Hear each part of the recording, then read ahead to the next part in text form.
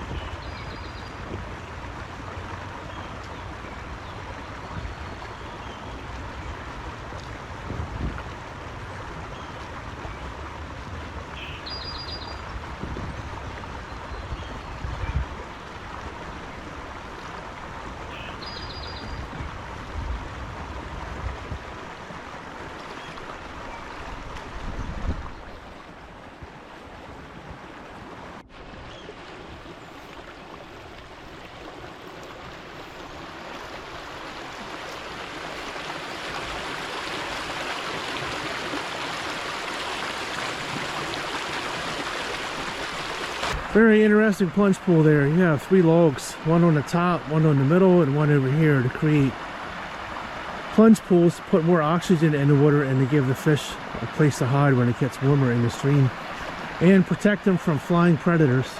As we look downstream, there's some more bank stabilization going on down there with the logs.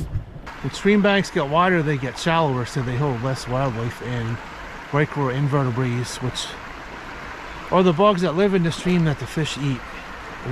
They're a part of that ecosystem. So we're going to continue downstream here. Very beautiful in here. Definitely a lot of habitat restoration work has been done to Climbers Run. Still continuing to follow the stream down, see if I can find a pool with a few fish in it. Let's take a look around here at the field and some of these beautiful trees. That entire field is part of Climbers Run.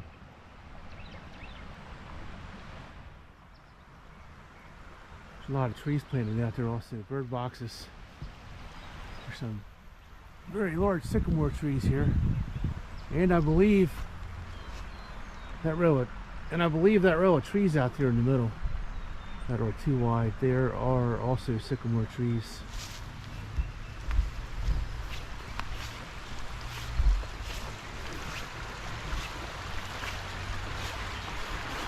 Have some daffodils popping up along the stream.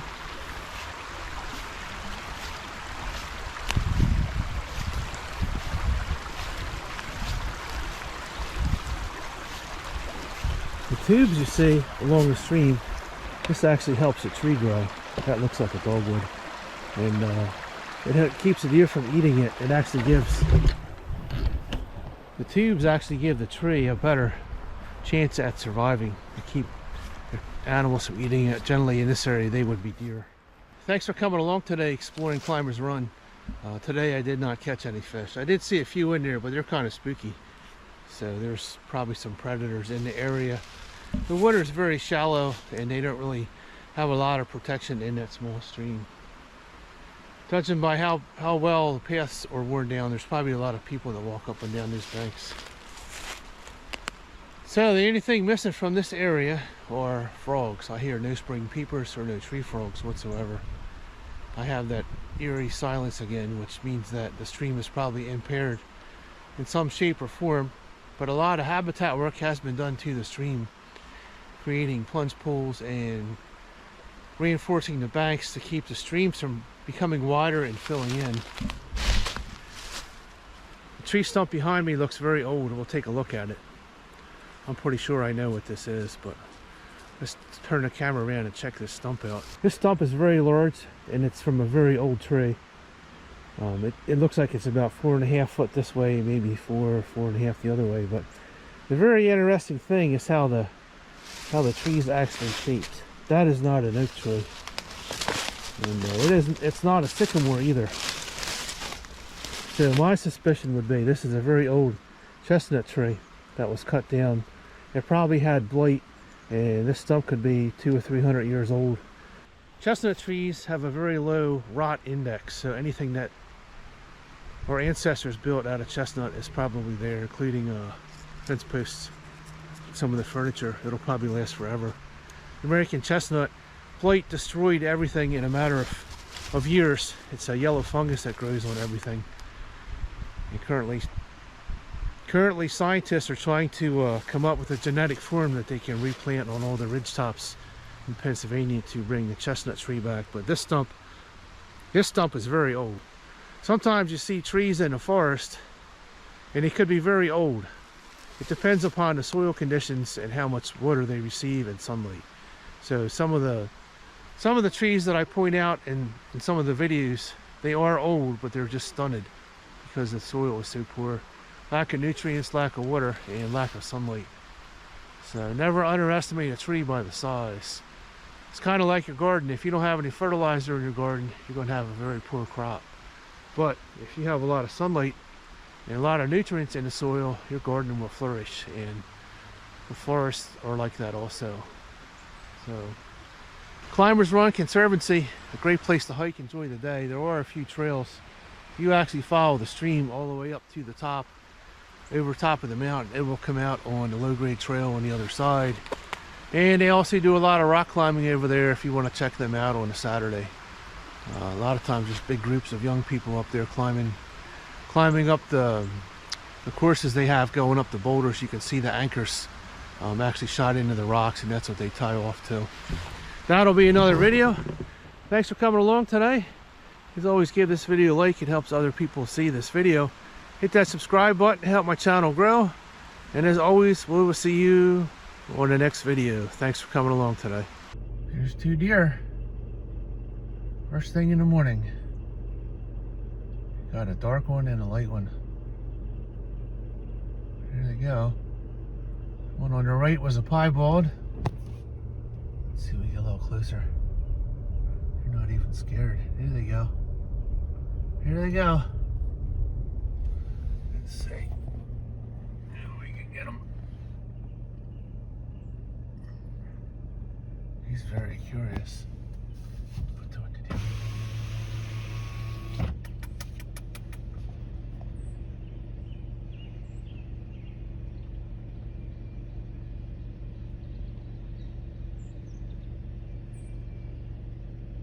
Sniffing me, trying to.